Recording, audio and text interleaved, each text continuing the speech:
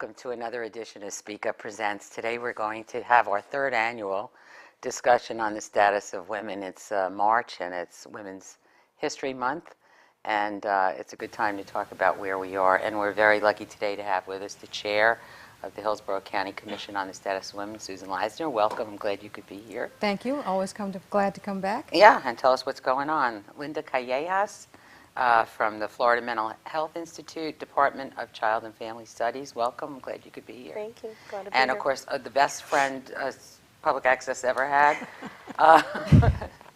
PatFrank, the clerk of the circuit court. Thank you, Welcome, Louise. and I'm glad you're here.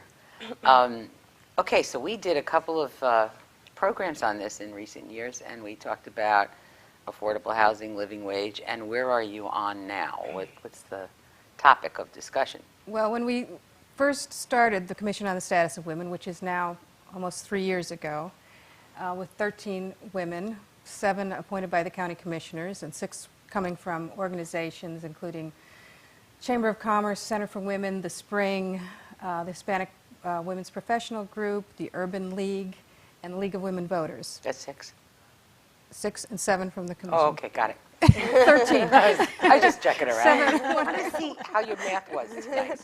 I did it. Okay, I don't know. Well, you know, none of us had really any idea what we were really going to focus on. We were thinking about women's rights and inequalities, but we broke it out into 4 areas, which was barriers to employment, housing, child care, and health care. And what we're finding out now as we go through this, and we have a great working relationship with the University of South Florida. We've worked with different departments there who do the reports for us and do all the hard research, and then we present our findings to the county commission. But the one theme that is running through all of this is we're concentrating on poverty and poor women. And I don't think we thought that that's what we'd end up doing when we first started. But everything seems to be circling around the issue of the feminization of poverty. And that was used in one of our reports. And that term... The face of poverty becoming more and more and the it's face growing, of a woman. and it's a gender issue. Poverty didn't used to be a gender issue, and now it really is a gender issue. And it started with the United Nations, who used that term, feminization of poverty, to describe some of the third world countries where women didn't have rights. They didn't have property rights. They didn't have rights in a divorce. They didn't have access to education. But it is migrated up to the developed countries where we are seeing more and more women in poverty for different reasons, because we have all the rights, but there are different reasons. We don't have all the rights yet. Well, we don't have all the rights. We don't have the ERA yet. We don't But have when the we ERA. Have that one, then, Yes.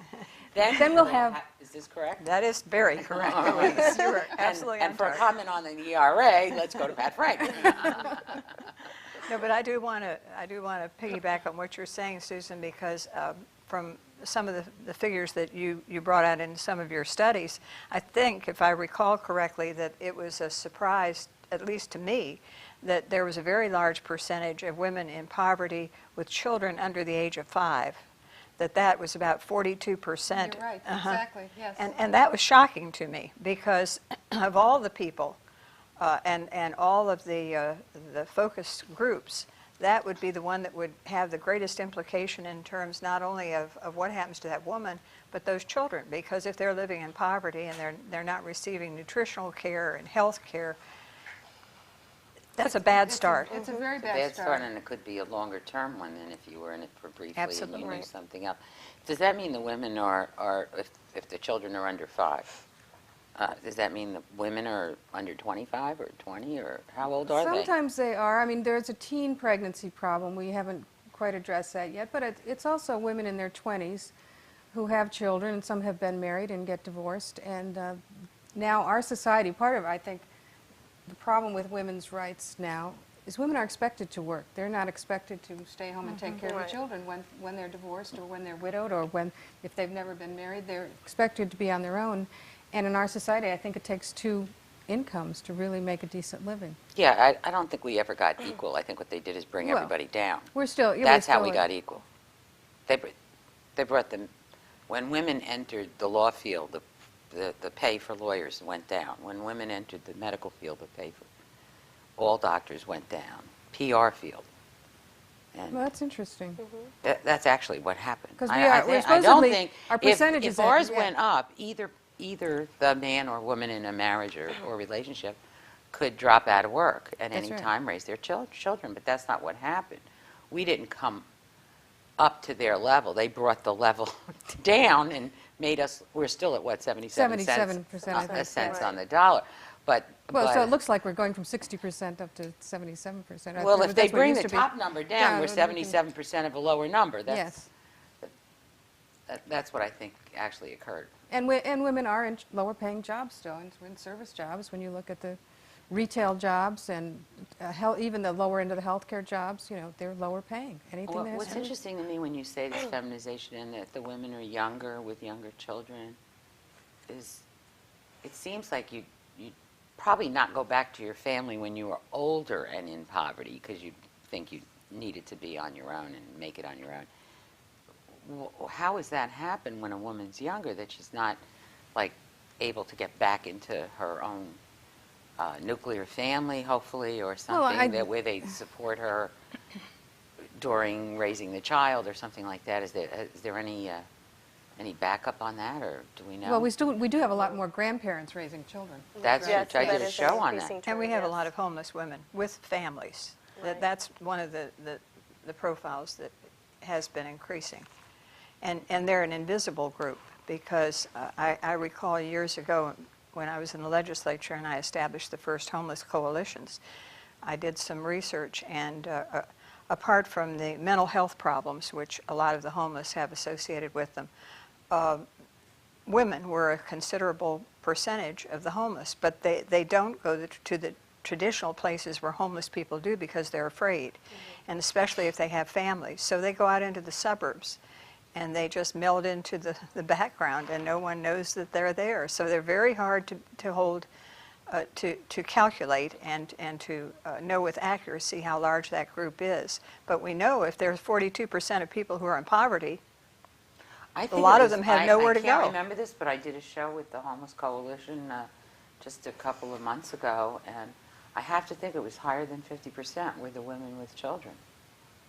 I mean, Well, that was in our- astounding. yeah, in our Their study, it's number like was- something like around 10% of families are in poverty, but you get to, and women with older children, it's about 32%, but the under fives, it's 42.5% live in poverty. Just absolutely and it's incredible. astonishing to me that here we have South Dakota with its brilliant progressive attitudes that it's taking about giving women the choice in terms of their reproductive choices.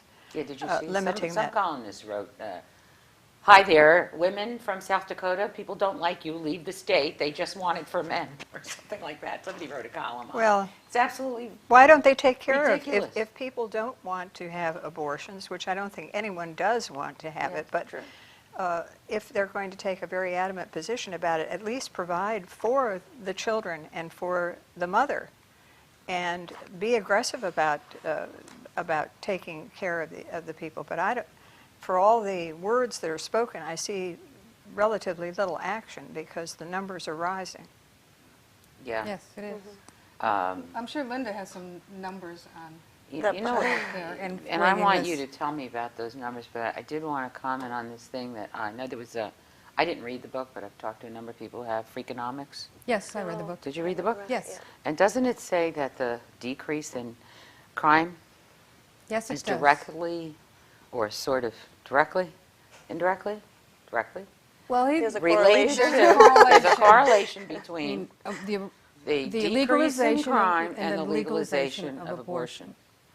Because the children who weren't wanted, are you the know, ones who grow up to be who usually grow up to go into crime. to go into crime. And that's the real story, even though in the last few weeks even, we've seen some reports about the decrease locally. In And I don't teenage know, all crime? these I cops don't are know. clapping on the, yeah, we're doing great, aren't we? Terrific. But it may not have been them at all. It might have been just the fact that over the last 20 years, we've seen a decrease in births of people who might Right, and be more criminal. The teenage birth rate is declining too, so it might be a couple of different factors. Well, I mean, think that- also there's another factor in there. That's the way they calculate the crimes, because apparently there are different ways to do it. And I think that locally we were not calculating if there were several people involved in several crimes, but they would count it as one experience, one crime. So the crime rate looked lower when in fact it might not have been. Oh, is that right? Okay. So, So if you shoot 3 people during a bank robbery Exactly. It's only one. It's one crime. and you assaulted 2 people during that, I see. So it could be a higher or Could be a higher. bigger deal than we know. Yeah, I Okay. read the Freakonomics book. I wouldn't take that one study at face value, but it was a very interesting perspective on it. And I know that some people have disputed that. Okay, so now you've done a study on, or your FMHI has done a At study. USF. Yeah, tell us about that. About the report? The report focused on children's needs in Hillsborough County, and the main topic areas were child maltreatment, which includes abuse and neglect and other harm inflicted on children, the child welfare system, and child care. And basically, it was, the report compiled information from a variety of sources to provide sort of a snapshot of what's going on in the county and where we are, sort of to provide a baseline. And we're doing not so well in some areas, and in some areas. And were we compared to like a national average or a Florida average or something to like a this? Okay. Florida average on. So where are we? Well, it depends. I think with regard to the child welfare system, with HKI, Hillsborough Kids Incorporated, doing the privatization and handling that, they're coming up with some innovative programs to try to address the issue of the number of kids they have in the system. But with regard to reports, Hillsborough County of abuse and neglect, Hillsborough County accounts for like 11% of the reports for the state and about 30% of the reports for the region. And they're increasing the reports from our county. Wait, explain that to me. Wait. 11% of all the reports In the state come from Hillsborough County. come from our county. Yeah, Okay. and for our region, there are about there are 14 regions that what the community-based care is set up for to handle the child welfare. So in our region, which includes about 6 counties, we have about 30% of the reports. And those numbers for those two, the state numbers and the region numbers are going down while ours are increasing slightly. Is there we got a caller, let's take that, but I was wondering, why would that be? I mean, just why would that be? You're on, speak up. Yes, good evening, folks. My question is regarding when it comes to preventive maintenance and education. It seems like we have our children for 12 years in a classroom, and real-world experience, I think, would be a great benefit. I know some of the scare tactics regarding bringing them to like a jail or a prison or even a morgue, or just seeing the end results of what could happen if you take that wrong path.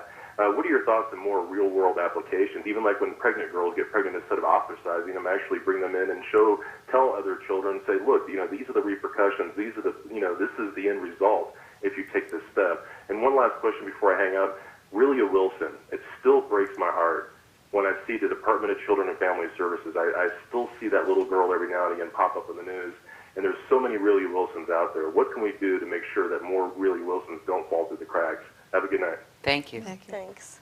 Good questions. I know there's been some high schools where the kids have to carry an egg around, Yes. Yes. and they They can't carry go an egg. out without the egg. Well, I think he makes a very good point. I think real life, it strikes people in a very blunt way. There's no escaping it when you have realistic circumstances that they face, and that's the best education of all. But sometimes there's a reluctance to incorporate that in the educational process because people in the system are worried that perhaps the parents won't approve of it, that there are some values regarded in it, and you have to get releases and everything. And then there are some who just don't want to take that approach. I remember when an issue came up with the county commission when I was on it and dealing with the funding of Planned Parenthood. And Planned Parenthood had a teen group that was having plays Great, that they they're wanted to great. take around to the schools, and it was trying to point out peer-to-peer education on what could happen if you got in a circumstance where you became pregnant. It wasn't advocating abortion or anything, but it was trying to point out the difficulty of situations and what the repercussions would be.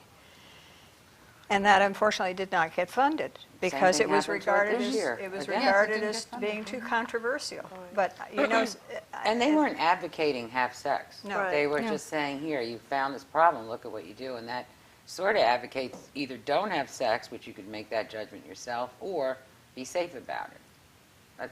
I mean, that's really the couple of plays I saw. They were they didn't really put any kind of moral judgment on all of that anyway. But I think this is something that parents grope with. You know, parents, how often do parents not even discuss sex with their children because they think that's not the proper thing to do? And yet, we know that they're going to learn about it somewhere from someone. And what better place to learn about things than in your own home, where you have somebody who cares about you and who wants you to learn about things in a productive way where it can benefit you, not harm you. And those kids were their same peer age Yes, they kids were. in their same schools.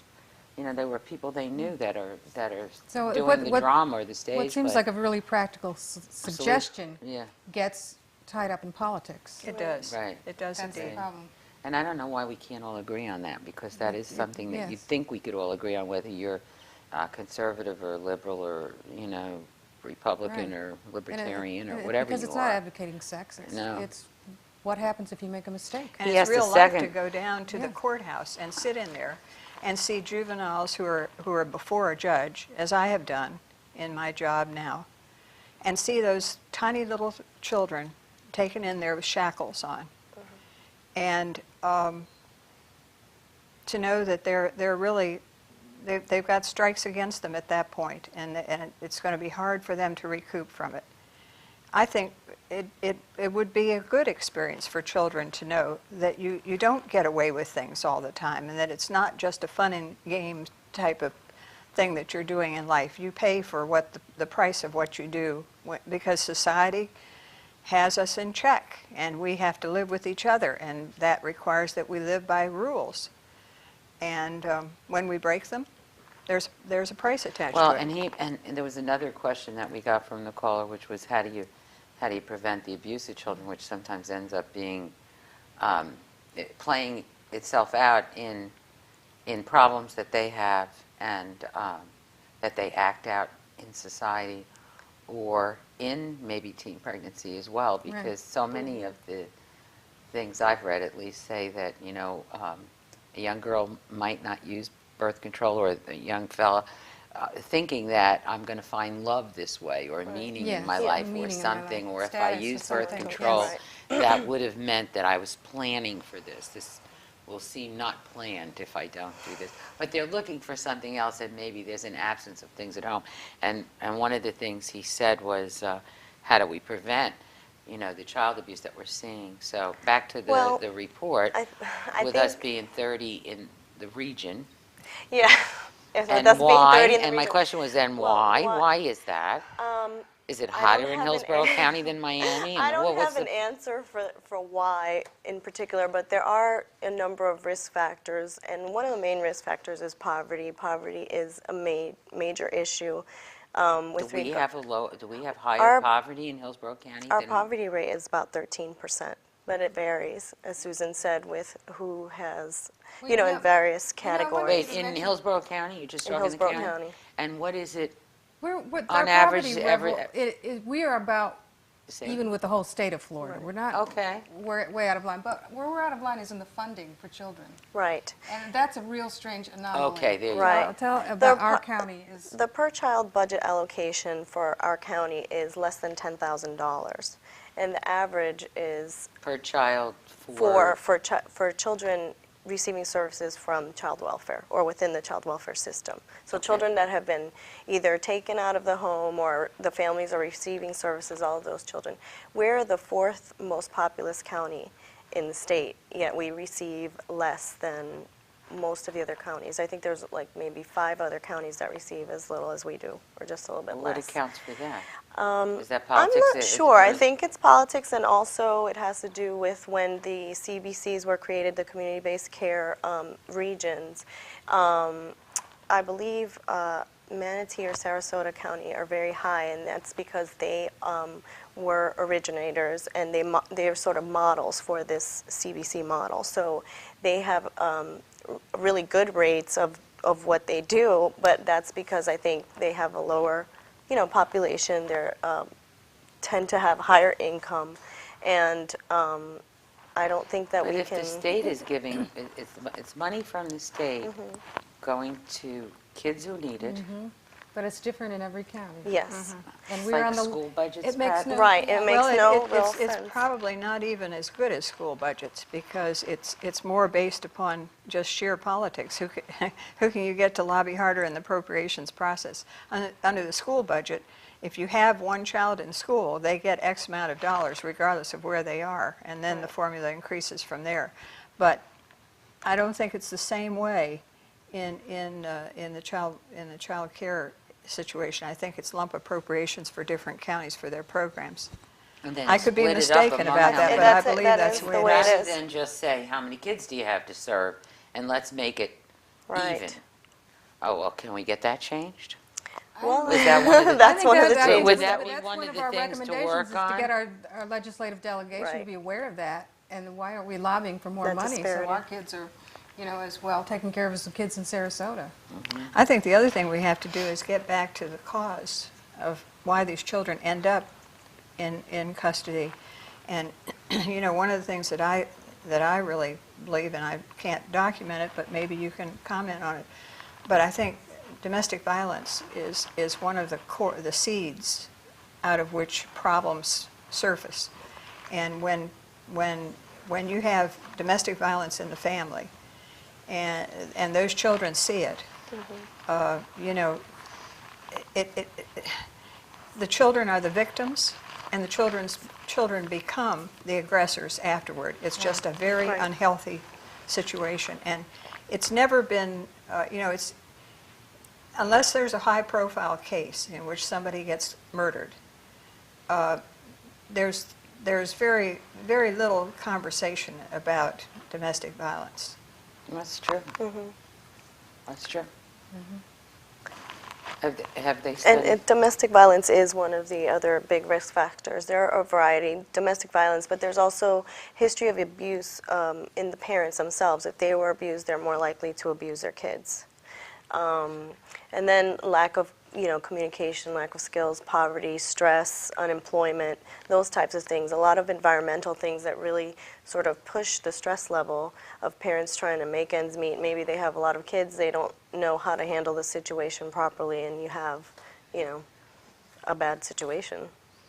And this is uncovered when you're just looking at, or when the study was done to document the condition of having children in foster care or being removed from I'm sorry, home. I didn't get your question. Where do those factors that you just listed come? They came through Oh, you can- trying to collect the other data on the children in foster care? Is Just that, doing some background research. Child Welfare League of America, for instance, has a wonderful website and lots of information on risk factors, protective factors. and we're not any different in Hillsborough County than you're seeing? I don't think around so. the- Nationwide, if you think about recently in New York City, they just had a major case with a child that was killed by her, I think it was her stepfather, and it raised a big furor. But I think one of the main issues is that this child welfare system, the funding that goes to child welfare and prevention of child abuse is negligible, really, to say it. Yeah, I'm going to talk about what are we doing to educate, if we are doing anything in Hillsborough County. But we're going to take a short break, and we'll be right back.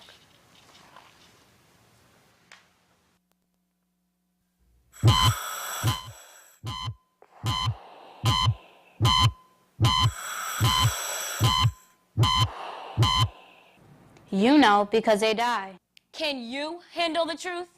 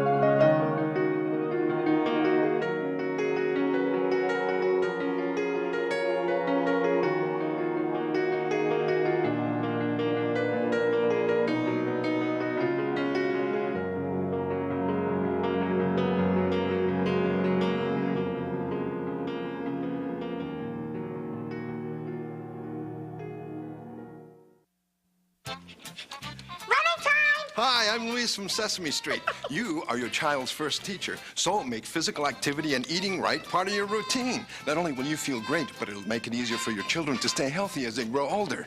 Dance time! It's the small steps you take to make a real difference for you and your children. Oh, does Louise know what time it is now? What time is it? Nap time!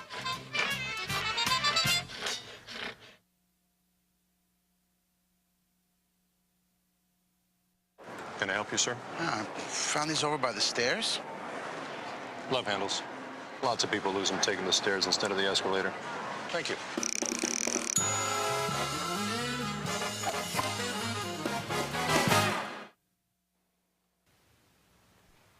We're back and we're talking about the, well, feminization of poverty, but our program's called the Status of Women in Hillsborough County.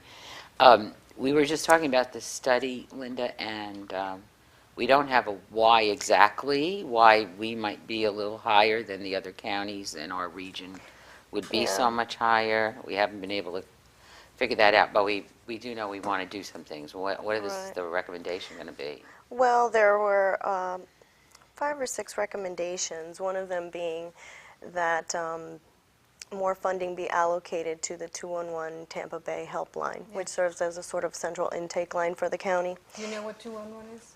Why don't you explain 211 so everybody knows it a bit? Well, the interesting thing is I didn't know what 211 it was until we heard about it. And There's not apparently- enough advertising Yeah, going on exactly. about what it is. Do you know what 211 is? I've heard of it, and I can't tell you what it See, is. It's the 411 for agencies For and social help resources. services. Right. Resources in the county. And apparently when it was first It's funded. half of a 411, Yeah, sort okay. of. Yeah, half all of right. 411. I'm sorry. That's right. No, it's not Apparently when exactly. it was first funded, there was a lot of publicity about it, but then there Sort of hasn't been. fell off. Then so no one knows about it. And You know, we better put that on our community That's- bulletin yeah, board that would every be night. good. yes, Yeah, it 211. would. 211. Yep. Okay, we'll make sure So, of that. you know, and this falls with a lot of the reports we're seeing is communication. People don't know what services are available. How do they get to these Right. services? And you know, some of it is language difficulties too. We've heard that, you know, if someone speaks Spanish when they call one of our social service agencies or one of the nonprofits, if they speak in Spanish, sometimes the people just hang up. They won't even, you know, pass them on to try to find someone who speaks Spanish. So communication is a real problem, and it seems to me that's something that can be solved. You can solve it with marketing, promotions, even brochures we've talked about, handing out some of the services. So if we could publicize 211, that would be a And big step 211 forward. people can call there the way you're applying it right now if they know that a child's being Well, abused or I 211, need some help for if my I child. need some help for If my you need child. I need help. some help for Right. This is- myself. I yes. need some nutritional. I Right. can't pay my rent. Right. Exactly. We'll send you, 211 will send you to, I can't pay Right. my electric bill this month. Call 211 and they'll tell you what services you What can services access. are available, yes. I need Yes. some help caring for my children. But what we're recommending is that they also can sort of document who calls in and what sorts of needs they have, so that somehow to try to get a connection, because a lot of times what we see in children's services when families are trying to access services is that they go to different providers and they have to do an intake each time, they have to fill out forms, they have to talk to someone, and they're not getting the service that they need. Right They off don't the have bat. an overall Right. like case manager Right. or Right. case worker or something. So some way But to the begin to 211, create does that that up. go into the county or is that the crisis center? It's the crisis center. It's the crisis center. Yeah. And they're farming No, no, that. but- They're yes. farming out and either they can they connect them directly to an agency or they can just give them they the can. number? I believe they can. Really? Okay. And So you're saying if they took in more information about where all those calls are going, Mm-hmm. actually recorded the data so that you'd know where the need was, because maybe That the would be person helpful. doesn't Yeah. make it to the next call. right. Right. Okay. We see that a lot in various areas of, and I work at the Florida Mental Health Institute. We work with primarily, children's mental health services, and we see that a lot where parents get to a spot, a place where they need to, they're trying to access services, and if there's a language or a cultural barrier, it's even more difficult. But I that think the computer programs that are out there make it more difficult because when you, anytime you're doing intake, right? I just had some surgery done. They only ask specific questions. right. And they can't get to the next screen until they answer that question. And you might have really wanted to tell them something more, but they can't take that information. That's right. I also noticed that people are, like, they've become very linear so that you can't explain, Deviate from give them what- the yeah. whole story Right. and get an answer. And you don't know how to ask, how you can, Right. how you can Interject get this. what you Can need I to please tell say. you what I really am here for? Yeah. No, I want the name of your firstborn child and where he was born, you know. The other you know, thing- No, I have to have that. But wait, I gotta tell you There why has I'm to be here. a person somewhere. No, my leg is falling off. I want your, you know what I mean? It just, Yeah. And I don't, you know, what I don't understand is when did we transition into like being at a service while they're doing what was used to be backroom stuff? In other words, you know, it used to be that you went someplace, you bought something, and if their computer didn't work, which maybe they didn't have, they'd take care of all that later. You That's didn't true. have to stand there Stand and there wait with all of the because they've got a information. problem, they got to call this tech guy. What's that got to do with me? I just bought this, I'm on my way out the door. But for some reason, we now wait for them to accomplish their tasks, which they should do after business hours or something. They should like leave me alone, you know, just Yeah. let me buy what I'm buying or do what I need and get going. I don't understand how that happened, but we now wait for this person to finish their job. Anyway, back to Frank. Well, aside from that, what I was going to say is if you think about it, a lot of times these children, especially children at risk or those being abused or maltreated, they have various needs or are involved with various service providers. Right. So every single time that you have to go to a provider and start over from scratch sort of sets you back from getting the services that you need as a family or the child. Right, right. So that's sort of the reason for that recommendation. And the other was that to increase their bilingual staff, because that's been one of the challenges for parents calling. Although I understand they do have bilingual staff, it's not enough. And the Hispanic population in Hillsborough County is just sort of exploding. We're at It's, probably at 28%. We're at 22. We're 22%, but that's a lot. The other recommendation had to do with educating the legislative delegation about that per child allocation so that we can somehow increase the funding that's being given to our kids essentially. Another recommendation was to make more information or encourage schools to be more, to participate more and provide more information for families on social services that are available in the county. For a lot of families, poor families, and families that don't speak English, for instance, or undocumented families that have a lot of need. Schools are sort of the main agency institution that they deal with. They don't. Everyone with children sends their child to a school, Right. and that's a place Generally. they're familiar with and they trust. It's and- not. We've It's just put such a non-threatening. burden I on know, schools all that's the the time. problem. I know. It's like, and I think our government agencies have always been reluctant to employ communications people, the PR Yes. function that they need to get the word out more. Right. Some people actually think, oh, well, that's a waste of time and money. But the fact is that the end user has no idea that you're even available. Right. Or how to access your service properly or Right. anything without somebody, putting that word out all the Right. time. Well, at least if they could be sending home information, I would think the schools and the teachers know when a child is in trouble or maybe a family's in trouble. Our station you know? would be happy to put Yeah. some of this information out on our bulletin board, too. That would be good, too. Yeah, we use the Hillsborough County Resource Directory when we're putting programming together, too. And it's a huge, really wonderful book. It's like a little yellow page. It's really about that thick. And you can look up all these things we talked about before, whether if you needed a speech therapist for your child because of some of the situation, or eyeglasses, or pay the Right. rent or the electric bill, you can find it in that resource directory. I know that's online, but then again, everybody isn't online. Right. Right. So Yes. there And- needs to be these little booklets at the library, at the schools, different places, but How do parents we can- find out about them? Yes, Yeah. you That's know, part of the. I mean, and we I could hate to put, we the- could put some yeah, of this on our yeah. channels. 'Cause I agree with you. I hate to put the burden on the schools, except the schools are there. And the schools have these, 48% of the kids in Hillsborough County schools have free or reduced lunch. And, 35% of our kids live in households under poverty. 48%. Yeah. So, Isn't that amazing? But There- that doesn't consider the fact that some schools have 90%. right. Yeah. See, if you could just get to the schools that have 90% kids on free lunch, you didn't have to put it on all the schools and say, okay, let's do something here to get the word out on what on the social services available.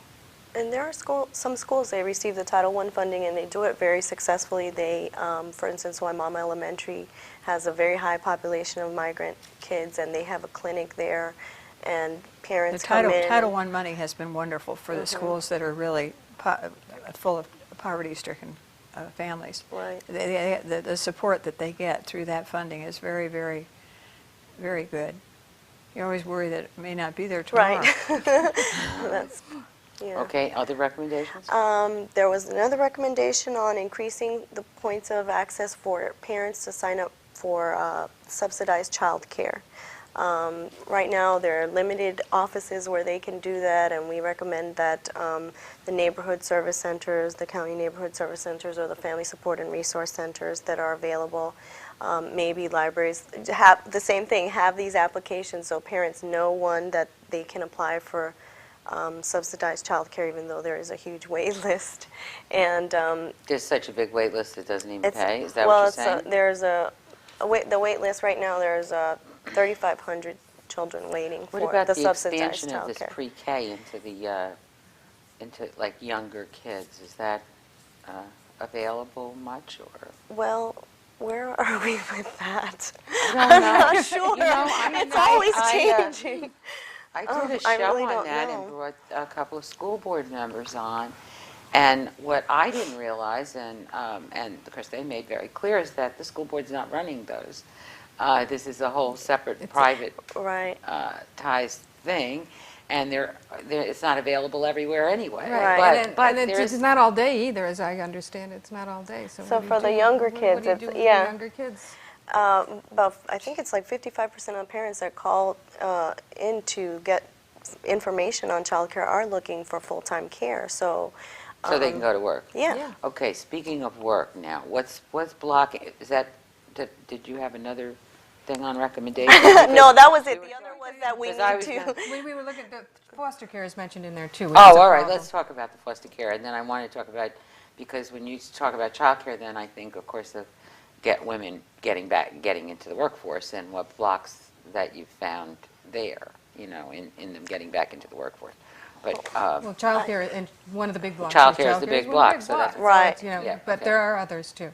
okay, the foster care situation that you found out in your report. The foster care situation, with regard to recommendations, we made the recommendation for them to increase state to increase our allocation. But in terms of findings, I think HKI is struggling to do That's the best Hillsborough that they Kids, can with the situation that they have. One of the most interesting or important findings is that kids are staying in the system way longer than they're growing up in the system essentially. For children that are they're not removed from the home but are receiving services, the average length of stay is 16 months. Once children are removed from the home, They're in a foster foster care care home, or at least one home. they or can more be than that? no. You can be in the system in terms of you're receiving services, your family's receiving services, but the child hasn't been removed from the home. There's a case manager that's monitoring the situation. So they're monitoring you at home. Yeah, That's right. 16 months. That's about 16 months in care. But now once they remove the child, that increases to about, I think it's 34 months. And as the age increases, the kids waiting to be adopted, it's like 43 months in care. Which is a big chunk How of many your kids do we child. have waiting to be adopted? Do you know what that number is? Exactly what that number is, and I'll tell you, that are placed out of their homes. was last year, it hovered around 31 to 3,400. And that's out of a total of about 5,000 kids in the system. So that's a huge You mean, chunk. okay, 5,000 kids are in the system, Total but the that other, they're the other receiving 2,000 services or 1,900 are in still their at home. Yeah, And then the others are. right. And even though, of course, as they get adopted, there's more kids coming in the system all Yeah, the time. that's- So you're it's saying this going- number's the number that's out there for some period of time. Right. And then they're in the system at least 4 years? That's the average length Oh, of that's the stay, average. Yeah. So you don't That even means know they how could be long. in the And they're system 6 10 or, years. or, you know, Right. grow up in the system. And, kids with special needs are going to end up staying in the system longer. What subsidies that parents receive are for foster care. They're about between $369 a month per child to, I don't know, just under 455. And if you're adopting a child, it's even less, the subsidy. And with that But yeah. amount of money, but don't they get also medical care? They and- do but- for some. And this is for food and clothing and, Just Yeah, for this- general this care. goes to the foster parents to That's spend for on the child. foster if you parents. have a teenager, they can eat that in Yes. In a 3 or week. 4 hours. Not to mention the clothing. Right. So I think that's also an issue, and there was a study done by some of my colleagues at FMHI that documented the needs of parents, and this was a statewide report. And parents asked for more education and more funding, because if you have More a education for themselves in terms how to of the raise system, child. how to raise the child, special needs, in particular mental health needs or physical disabilities. And these all kids sorts of have things. usually a greater amount of need for mental health care, don't they? Because would they're say just so. were separated They're from their being- parents. many They're times upset and They're not only separated from their parents, but they go from one house to another. They may receive, different kinds of treatment at each place. So sure. so the recommendation to try to help this is there.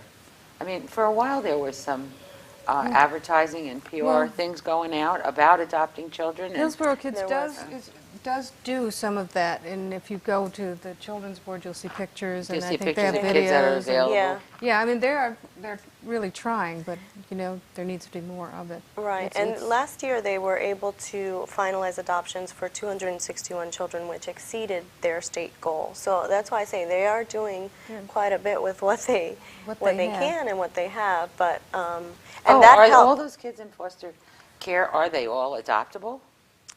The Because ones no, in they're the not, heart are gallery, they? no, not all of them, because a child They're all- can be removed and then And sent- reunified, and that's sort of the ideal situation. But to Well, have them when you only say like less than 10% of them were adopted. well, No. Well, some no, of them so do my go question back. is, Some of them do go back. Yes. were so they, Yeah. what percentage of the 5,000 or 3,100, 3,100. what percentage of 3,100 are available for adoption? I guess that's the That I question. don't have the actual statistic for.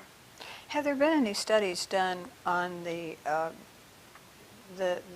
benefits of foster care in an individual home versus care in a more institutionalized setting, where the services can be delivered there, where you know that there is going to be supervision over the caregivers? I didn't come across a study like that. I'm sure there's got to be something out And there. some But of the them have actually move, put schools at those sites, haven't they? yes. Didn't But I the think, children's home, for example, don't they have a sort of an yeah, elementary school out that way? Or I think so. But I think the move is to have them in a home, in a more nurturing environment, a less institutional environment, something that reflects a more normal sort of upbringing, that they have that opportunity. I think it's the difficulty to try to sort of, how do you regulate that? How do you make sure that the people that come are getting the education in terms of, parenting skills, and also how to deal with children with special needs or children that have been abused or neglected, all of those things, and then get the financial support that they need to raise the does kids. our county fund all of this, or is this state money and federal There's money? state and federal money generally for the. And is that the same thing that's true for the mistreated children that we're getting less per child for the foster children? Is that all come under the Well, they're same, kind of the same umbrella? generally, yes, because the child abuse, the way we did the sort of the report in terms of what was reported was that we're looking at, reports of maltreatment, but then those children that are placed out of home are in the system, in the county. So there are some local monies, yeah, Okay. but it's a majority federal. Okay, so and your state. recommendation was, your recommendations will be, or to the county, Yeah, we'll be making them to the county commission. on this issue? Yes. What are they? Well, Just increase funding? A lot of it is more information. We also, everything has to do with transportation and communication. Those are simple things. We try not to give them huge money items, but, publicizing the 211, lobbying the legislative delegation to get more money into here, That seems like a simple thing. Why do we get such low funding in Hillsborough County? And didn't I read that we're going to have less, now that we have less people as speaker Leadership. and whips? Well, I know we don't have, I know Right, we don't have, is that right, Pat? Uh-huh. That's probably going to happen, because if you aren't in the proper place, you don't have the influence to be able to make sure that things get pushed through. And we don't have That's the we don't reality. have the people from our delegation that are involved in allocations of money for this, right? and better intake services. We're going to be stressing to the county commission some of these issues. Okay, now let's go to the employment issue then. Well, the employment issue is complex, but a lot of it, they all flow together. Child care, if you have the women most in need of employment are the single mothers with children, and so they need child care. Transportation, we come up with every time in Hillsborough County. That's right. Transportation, getting 2 jobs, getting to take your child to school and then getting to a job. There's training, because women are, if they have children, they don't have the education. Usually if they have children young, they don't have the education, so they're stuck in low-level jobs. And then there are special problems with women coming out of prison, that we had a lot of reports on. So, it's all of this feminization of poverty. And women, the problem is women are the caretakers of everyone. They take care of their parents and they take care of the children. And so they're expected, even with doing that, to also have a job, which is very, very difficult. So, What blocks or challenges do women coming out of prison face that men don't? Are there, well, the first are thing there- is the vast majority of women coming out of prison have children, and they're the caretakers.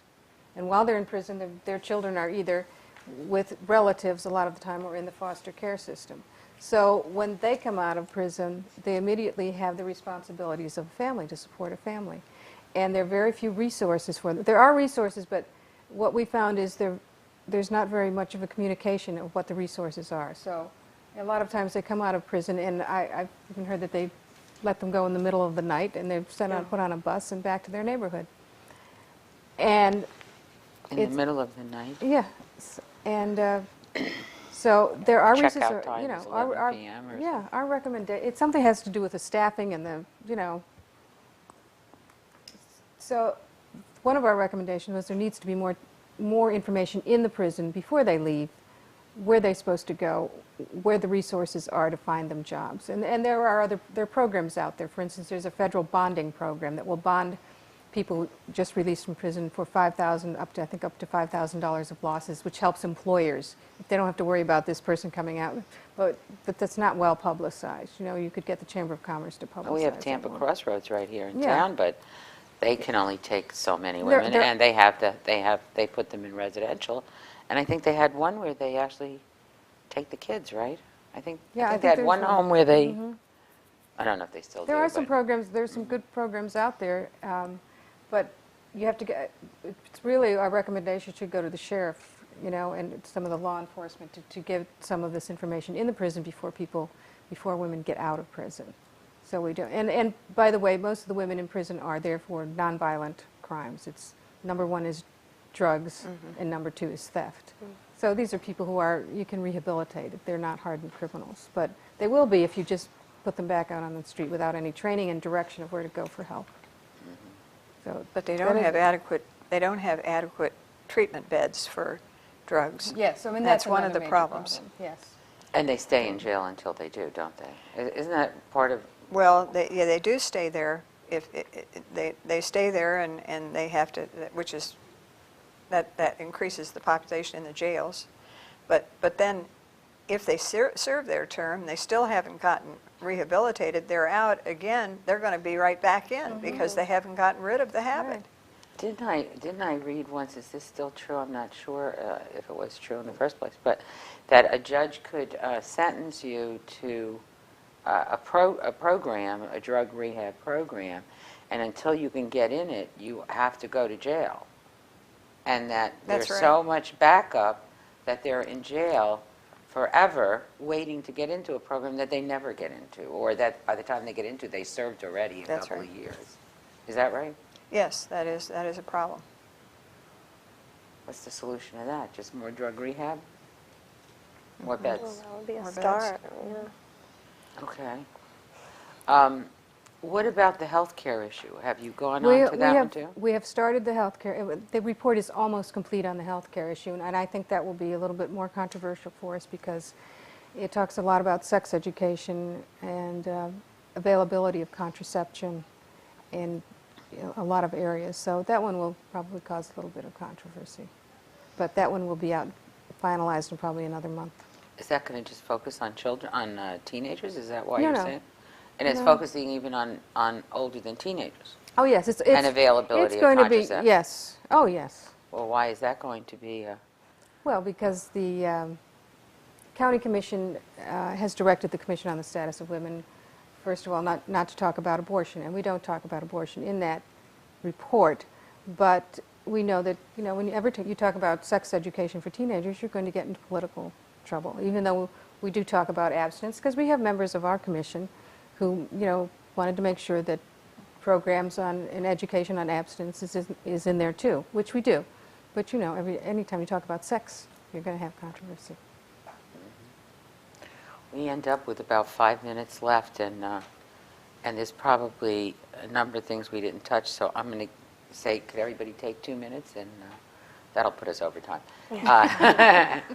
And make sure you mention something we forgot, that we want to make sure that our viewers are aware of. I just want to say quickly, we still need an ERA. Pat, Well, maybe that's you took something my you want to thunder. add. No, you go with it. You're the man for that job, the woman Well, man. I'll tell you, we've been a long time waiting on this, and women are patient, but I don't know that we're this patient to have to wait all these years to get a simple little phrase put into the Constitution so that we have protection forever. Because we know that laws can change. The Constitution, as we can see, is very difficult to change. And we only need the ratification of 2 states. And How are we making out in Florida? Do you think we're... Is it introduced in this It's session? introduced again. It's introduced again.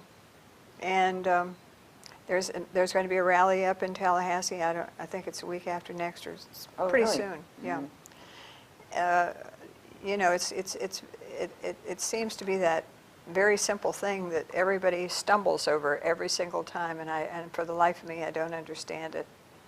Somebody's going to tell me that I can't be equal just because of the birth of my being a woman. I find that a little bit hard to believe, and more than that, I find it impossible to accept with my 3 daughters. So I'm very hopeful that before I pass on, I'll see the Constitution amended, because I think it's very important for each of us, and it's important for men too. Right. It's important I think a that lot we- of people still think that it already passed some time ago. We don't need it. Well, We don't need anything more. They are going to see some of the effects of the absence of it, I think, in the new Supreme Court, and they'd better start reading the papers a little bit more carefully, watching the news, because change is in the wind. Okay. Linda.